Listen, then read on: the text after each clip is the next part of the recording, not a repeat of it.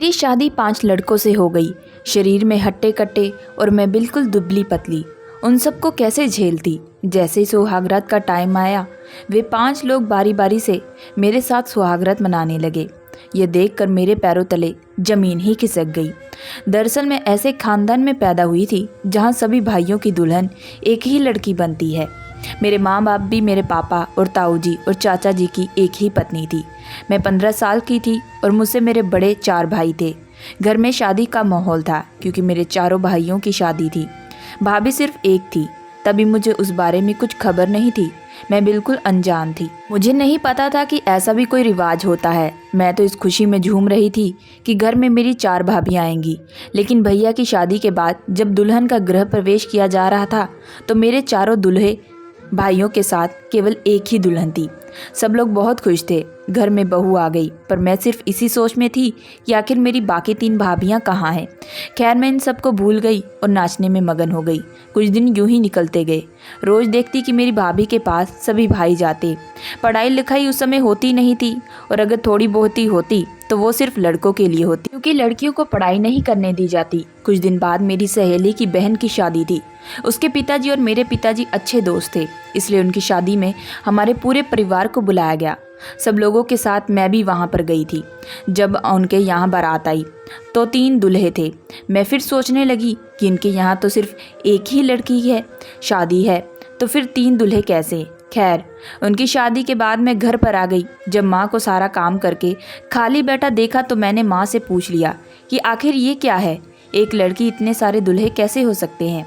तभी मेरी माँ ने मुझे बड़े प्यार से समझाया कि बेटी, हमारे समाज की एक प्रथा है जिसमें जहाँ लड़की का रिश्ता तय किया जाता है वहाँ जितने भी भाई होते हैं उन सब से शादी होती है। मैंने माँ से पूछा कि इतने सारे लड़कों को एक अकेली लड़की कैसे संभाल पाती है। तभी माँ ने कहा कि बेटी, अब जैसे भी हो ये सब तो करना ही पड़ता है।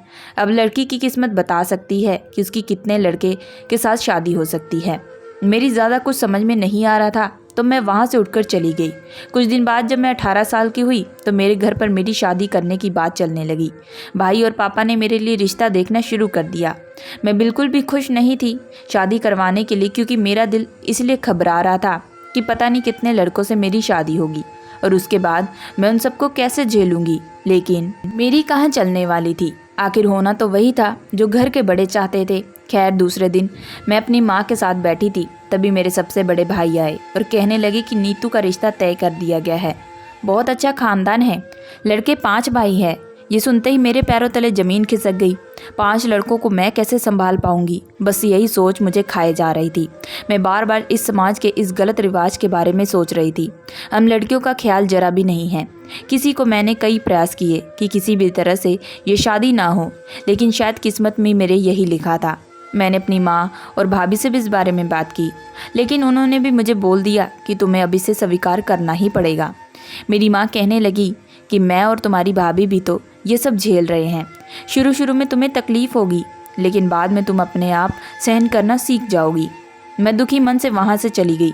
अब जैसे जैसे शादी के दिन नज़दीक आ रहे थे मैं गहरी चिंता में डूबे जा रही थी। आखिर वो दिन भी आ गया जिस दिन का हर लड़की को इंतज़ार रहता है, लेकिन मैं इस दिन को नहीं चाहती थी, क्योंकि मैंने शुरू से ही किसी एक का ही सपना देखा था, ना कि 5 का।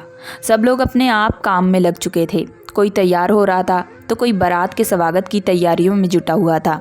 मुझे भी तैयार किया गया। रंग गोरा होने की वजह से मैं सबसे सुंदर लग रही थी। दुल्हन के जोड़े में बहुत सुंदर दिख रही थी, लेकिन मुझे अपनी सुंदरता नहीं दिख रही थी। मुझे सिर्फ ये चिंता सताई जा रही थी कि आखिर कैसे होगा ये सब। फिर मेरी इसी सोच में डूबे मन को अचानक कुछ लड़कियों ने शोर से बाहर निकाल दिया, जो कह रही थी कि बारात आ गई है। सभी बैंड बाजे के साथ बारात ने हमारे दरवाजे पर दस्तक दी। खाना पीना करने के बाद मुझे मंडप पे ले जाया गया। वहाँ 5 दूल्हे पहले से बैठे थे। मेरा दिल धड़कना बंद हो गया, लेकिन मैं अपनी मजबूरी के आगे कुछ भी नहीं कर सकती थी। तभी उन 5 ने बारी बारी मेरी मांग में सिंदूर लगाया और एक बड़ा सा मंगलसूत्र एक साथ मेरे गले में पहनाया। फिर फेरों के लिए उन 5 के साथ साथ मेरा पल्लू बांधा और फेरे करवाए गए। फिर हमारी शादी पूरी हो गई। मुझे अपने कमरे में ले जाया गया, जहाँ कुछ महिलाओं के साथ मेरी भाभी और मेरी माँ भी थी। उन्होंने मुझे कहा कि देखो बेटा, अब से उन 5 के साथ ही तुम्हारा संसार है। तुम कभी भी उन लोगों को निराश मत करना, ना ही कभी उनकी सेवा में कोई कमी रखना। हम सब की हमेशा लाज रखना। उनकी ये बातें मुझे अंदर से झकझोर कर रही थी। मैं चाहकर भी अपने ससुराल नहीं जाना चाहती थी, लेकिन मैं इस प्रथा की जंजीर में इस कदर जकड़ी हुई थी कि चाहकर भी अपने आप को आज़ाद नहीं करवा सकती थी। खैर, विदाई का समय हो चुका था। सब लोगों से मिलकर मैं अपने ससुराल के लिए निकल गई। ससुराल पहुंचते ही सब लोगों ने रस्में पूरी की और मुझे खाना खिलाया। इतनी सुंदर बहू पाकर मेरे सास ससुर बहुत खुश थे। जो लोग भी आए हुए थे सब लोग मेरी ही चर्चा कर रहे थे, लेकिन उन लोगों की तारीफों का मुझ पर कोई असर नहीं पड़ रहा था जो मेरी चिंता को दूर कर सके। अब रात हो चुकी थी। फूलों से सजे हुए और इत्र की खुशबू से भरे कमरे में मुझे ले जाया गया और मुझे घूंघट निकलवा कर वहाँ बिठा दिया गया। फिर कुछ देर बाद मेरे सबसे बड़े पति आए। उन्होंने मेरे साथ सुहागरात मनाई और चले गए। मैं दर्द से कराह रही थी, लेकिन फिर भी मैंने खुद को संभाला और अपने कपड़े सही किए और फिर से सेज पर बैठ गई। फिर मेरा दूसरा पति भी कमरे में आया और उसने भी मेरे साथ वही किया। ऐसा करते करते मेरे 5 पतियों ने मेरे साथ सुहागरात मनाई। सुबह फिर उठकर मुझे घर के कामों में लगा दिया गया। दर्द के कारण मुझे ठीक से काम भी नहीं किया जा रहा था, लेकिन आखिर मैं कर भी क्या सकती थी। ऐसे रोज होता जा रहा था। रात भर वो लोग एक मशीन की तरह मेरे साथ गलत व्यवहार करते और दिन में घर का काम मेरी हालत खराब कर देता। फिर एक दिन मुझे अपने माता पिता से मिलवाने के लिए मेरे पीहर ले जाया गया। वहाँ जाकर मैं सब लोगों से मिलकर बहुत अच्छा महसूस करने लगी, लेकिन मैंने अपनी भाभी को सब कुछ बताया तो उन्होंने मुझे दिलासा दिया और कहा कि मैं तुम्हारे भाइयों से इस बारे में बात करूंगी। तभी मेरा वापस जाने का समय हो गया और मैं अपने ससुराल चली आई। उधर मेरी भाभी ने मेरे भाइयों से बात करके मेरी सास को बोला कि हमारी नीतू बहन बहुत कमज़ोर है, वो एक साथ 5 लोगों के साथ संबंध बनाने में अभी सक्षम नहीं है, तो आप थोड़ा दया करो उस पर। मेरी सास ने मेरे 5 पतियों के दिन बांध दिए। एक पति एक रात को ही मेरे साथ रह सकता है और इस तरह हर पति को हफ्ते में एक बार मेरे साथ आने की बारी आती। अब मैं कुछ ठीक होने लगी थी, क्योंकि अब रोज़ाना सिर्फ एक पति ही मुझसे संबंध बनाता, लेकिन मेरे सबसे छोटे पति बाकी सबसे अलग थे। वो मुझे समझते थे, मेरे मूड का भी ध्यान रखते और मेरी हर तकलीफ़ को समझते थे। जब कभी मेरी तबीयत ठीक ना होती तो वो मेरा बहुत ख्याल रखते। बाकियों के मुकाबले मैं भी उनसे ज़्यादा प्यार करती थी, क्योंकि सिर्फ वो ही थे जो मुझे अपना मानते थे। अब धीरे धीरे हम दोनों एक दूसरे के ही सपने देखने लगे। मेरे सबसे छोटे पति को अब बिल्कुल पसंद नहीं होता कि उनके बड़े भाई मुझे छुए, लेकिन उनकी और मेरी एक ना चलती थी घर पर। आखिर उनकी भी पत्नी थी मैं।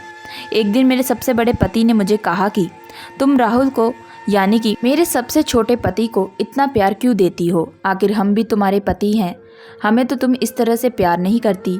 मैंने कुछ नहीं बोल पाई। फिर उन्होंने गुस्से से मुझे पीटना शुरू कर दिया और गलत व्यवहार मेरे साथ किया। मैं दर्द से कराती रही, लेकिन उन्होंने मुझ पर बिल्कुल दया नहीं की। इस तरह से उनकी तरह मेरे बाकी पतियों को भी मेरा राहुल के साथ प्यार बिल्कुल भी नहीं भाता। वो भी मुझे मारपीट का शिकार बनाने लगते। राहुल को ये सब बिल्कुल भी पसंद नहीं आ रहा था, लेकिन वो बेचारा क्या करता। एक दिन मेरे मायके से संदेश आया कि मेरे भतीजा हुआ है, तो मुझे वहाँ बुलाया गया। मेरे सास ससुर ने मुझसे कहा कि कल तुम अपने मायके चली जाना, तुम्हें राहुल छोड़ आएगा और 2 दिन बाद वापस ले आएगा। मैं खुश हुई, क्योंकि कम से कम 2 दिन तो मैं इन हवानों से छुटकारा पाऊंगी। उस रात राहुल की बारी थी। मैंने कमरे में आने की। मैं रात होते ही राहुल मेरे कमरे में आए। मैंने देखकर कपड़े उतारने लगी। तभी राहुल ने मेरा हाथ पकड़ लिया और मुझे आराम से बिठाया। मुझे कुछ समझ में नहीं आ रहा था। तभी राहुल कहने लगे कि देखो नीतू, मुझसे तुम्हारी ये तकलीफ़ नहीं देखी जाती, और ऊपर से तुम्हें कोई और छुए वो बिल्कुल मुझे बर्दाश्त नहीं होता। तभी मैंने कहा कि अब हम कर भी क्या सकते हैं, और सच कहूँ तो मैं भी आपके साथ ही रहना चाहती हूँ, क्योंकि मैंने भी हमेशा सिर्फ एक पति का ही सपना देखा है और इस समाज की प्रथा ने मुझे सपनों से ही अलग कर दिया। तभी राहुल ने मुझे कहा कि अब हम ऐसे नहीं करेंगे। कल मैं तुम्हें तुम्हारे मायके छोड़ आऊँगा और वापस आकर घर से पैसे और गहने चुरा लूँगा। फिर 2 दिन बाद जब मैं तुम्हें वहाँ से ले आऊँगा तो हम लोग वहाँ से कहीं दूर भाग जाएंगे, अपनी अलग दुनिया बसा लेंगे। राहुल की इन सब बातों ने मुझे बहुत सुकून मिल रहा था। अब मुझे एक उम्मीद जगी कि शायद अब मुझे ऐसे अत्याचार नहीं सहने पड़ेंगे। दूसरे दिन मैं अपने कपड़े डालकर पीहर के लिए राहुल के साथ निकल पड़ी।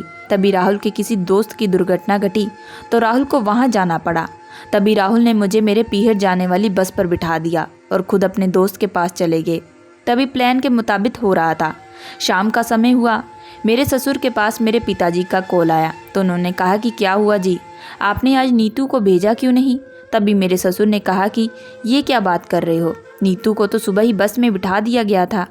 फिर राहुल के आने के बाद मेरे ससुर ने राहुल से कहा कि नीतू अभी तक अपने घर नहीं पहुंची, क्या तुमने उसे सही में बस में नहीं बिठाया था? तभी राहुल ने कहा कि नहीं नहीं, मैं तो उसे अच्छी तरह बिठा कर आया था। अब राहुल भी बहुत घबरा गए कि आखिर नीतू गई कहाँ। मेरे मायके वाले भी आ गए थे, दूसरा दिन हो गया, लेकिन अभी तक मेरे बारे में कोई खबर नहीं आई थी। सबसे ज़्यादा राहुल दुखी थे कि आखिर मैं गई कहाँ। 2 दिन बाद तो वो मेरे साथ अपनी दुनिया बसाने वाले थे, लेकिन उससे पहले ही ये घटना हो गई। मेरी कोई खबर न लगने पर सब लोगों ने पुलिस को खबर करने की सोची और थाने में जाकर खबर रिपोर्ट दर्ज करवा दी। पुलिस अपनी छानबीन में लग गई। तभी नीतू की बॉडी उन्हें सड़क के किनारे मिली। पत्थर से वार किया गया था, जिसकी वजह से नीतू की पूरी बॉडी कुचली हुई थी। सब लोगों ने नीतू की बॉडी उसके कपड़ों और हाथों पर बने टैटू से पहचान ली और अंतिम संस्कार कर दिया गया। अब सवाल था कि आखिर नीतू को मारा किसने। जब नीतू गई थी तो उसके गले में कई तरह के गहने डाले हुए थे जो लाश पर नहीं मिले। सब लोगों ने इसे लूट कर मारने का इरादा समझ लिया। कुछ दिन तक पुलिस ने छानबीन की, लेकिन अपराधी नहीं मिला। फिर बाद में इस घटना को भुला दिया गया। सब लोग भी भूल चुके थे, लेकिन नीतू को भूलना राहुल के लिए बड़ा मुश्किल था। वह नीतू की याद में दिन रात रोता रहता। एक रात राहुल अपने कमरे में सो रहा था, तभी उसे खटखट की आवाज़ सुनाई दी। राहुल ने अपने कमरे का दरवाज़ा खोला और घर की पिछली तरफ गया, जहाँ पर से आवाज़ आ रही थी। फिर उसने देखा कि नीतू के ससुर ज़मीन को खोद कर कुछ निकाल रहे थे। फिर उन्होंने ज़मीन से एक लाल रंग की पोटली निकाली और उसमें से कुछ गहने निकाले।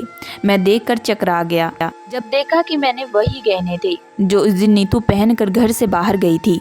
राहुल को सारा माजरा समझ में आ गया, लेकिन वो ये सोचकर दुखी भी हो रहा था कि उसके पिताजी ऐसा काम कर सकते हैं। राहुल ने दूसरे दिन पुलिस को बुलवाया और सारी बातें कह डाली। नीतू के ससुर राहुल को गुस्से से देख रहे थे, लेकिन फिर पुलिस के खौफ से उन्होंने सब कुछ उगल दिया। उन्होंने कहा कि मैंने राहुल और नीतू की सारी बातें सुन ली थी कि ये लोग 2 दिन बाद भाग जाएंगे। तभी मैंने मेरे 6 बेटों का क्या होगा और हमारी बरादरी में क्या इज्जत रहेगी, इसी डर से नीतू का पीछा करने लगा और कुछ मेरे गुंडे आदमियों की मदद से नीतू को मरवा दिया ताकि वो राहुल के साथ भाग ना पाए। और मैंने गहने निकाल लिए ताकि लोगों को लूटपाट का मामला लगे और हमारे गहने भी बच जाएं। पुलिस अब नीतू के ससुर को गिरफ्तार कर चुकी थी। राहुल की आंखों से आंसू नहीं रुक रहे थे कि ये कैसी प्रथा है जिसकी वजह से लड़कियों को इतनी तकलीफ झेलनी पड़ती है, और अगर वो खुल कर जीना चाहे तो उन्हें जान से मार दिया जाता है। राहुल अब अपनी पूरी ज़िंदगी नीतू की यादों में समर्पित कर चुका था। दोस्तों, ये एक कहानी काल्पनिक है। आपकी ज़िंदगी में होने वाले किसी भी चीज़ से कोई भी ताल्लुक़ नहीं है। दोस्तों, मैं आशा करती हूँ कि आप लोगों को ये कहानी पसंद आई होगी।